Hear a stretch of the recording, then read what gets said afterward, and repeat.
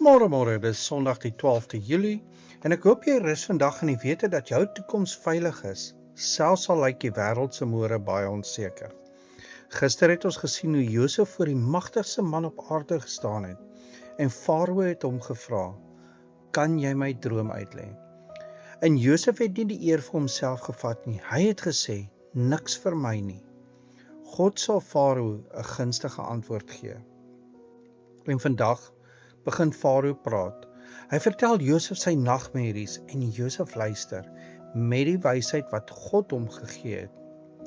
Nou vandag lees ons verder uit Genesis 41 vanaf vers 17 tot 36 en die titel van vandag se dagstukkie is God se plan vir môre. Dink gou hieraan. Wat doen jy wanneer jy bang is vir die toekoms? As jy dink aan inflasie, aan werk of aan môre se week, raak jy paniekerig of onthou jy wie regtig in beheer is? Vandag sien ons hoe God vir Josef gebruik, nie net om 'n droom te verklaar nie, maar om sy reddingsplan bekend te maak. Nou kom ons lees saam vanaf vers 17 tot 21 en dan vers 32. Toe sê Farao vir Josef, "Kyk, ek het in my droom gestaan op die wal van die Nyl en 7 koeie het uit die Nyl uit opgekom wat vet van vleis en mooi van uiterlik was. En hulle het gaan wei in die rietgras. En kyk, na hulle kom daar nog 7 koeie op, skraal en baie lelik van uiterlik en maar van vleis. Ek het soos hulle so lelik in die ganse Egipte land nie gesien nie. En die maar en lelike koeie het die 7 eerste vet koeie opgeëet. Die het in hulle maag ingegaan. Maar 'n mens kon nie merk dat hulle in hulle maag ingegaan het nie, want hulle aansien was lelik soos in die begin. Toe het ek wakker geword." En dan vers 32. En wat dit betref dat die droom 2 maal vir Farao herhaal is, dit is omdat die saak deur God vasbesluit is en God dit gou sal doen.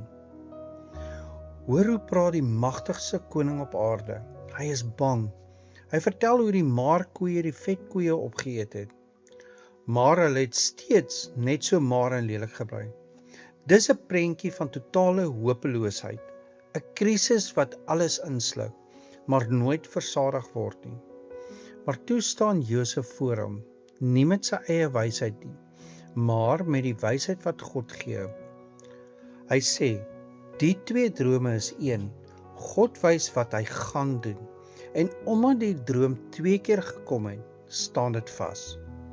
God gaan dit doen en Josef hou nie daarop nie. Hy gee ook die plan, stel 'n wyse man aan. Maak voorraad bymekaar in die goeie jare, sodat daar kos sal wees wanneer die moeilike jare aanbreek. Hoor jy wat hier gebeur? Die wêreld is in paniek, maar God het reeds voorsien. God gee vir Farao die waarskuwing, maar hy gee vir Josef die wysheid. Die 7 goeie jare was nie toevallig nie. Selfs die goeie seisoene was deel van God se groter plan. Dalk bekommer jy jou vandag oor môre. Jy wonder hoe dinge gaan uitwerk. Jy kyk na die maarkoeie in jou eie lewe en dit voel of hulle alles gaan insluk. Maar onthou hierdie waarheid.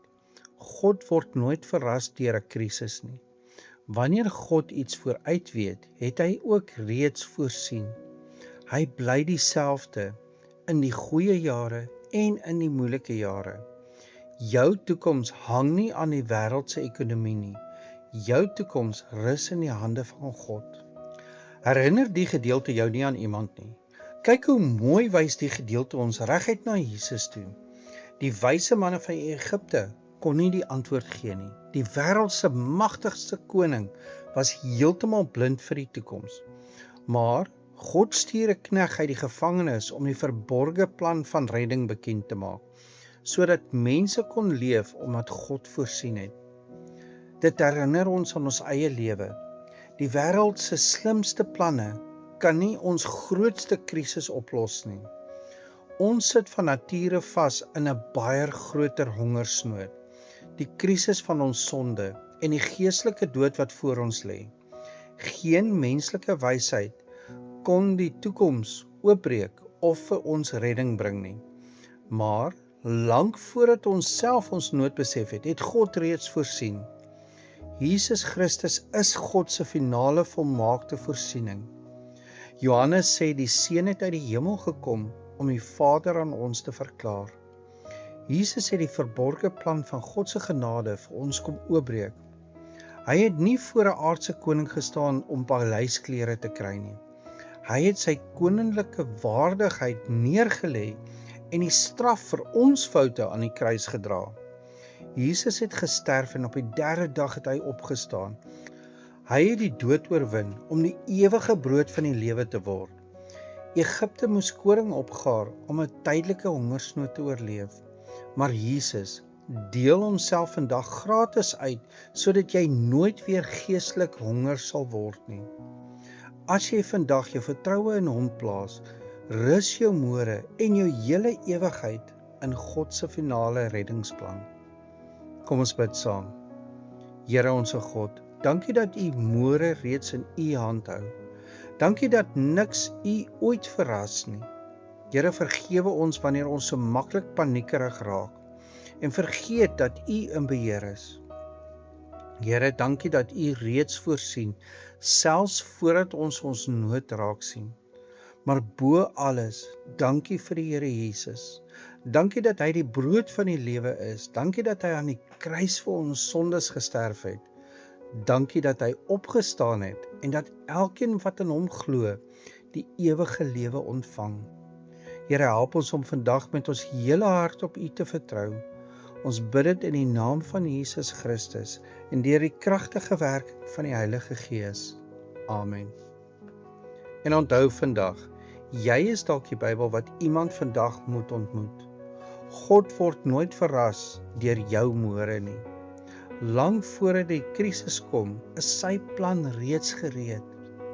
Vertrou hom met jou goeie jare en vertrou hom met jou moeilike jare. Hy het nog altyd voorsien en hy sal weer. Wanneer mense rondom jou bang is vir môre, wys hulle na Jesus. Hy ken die einde van die begin af. Hy het reeds voorsien. Ek hoop jy het 'n geseënde Sondag.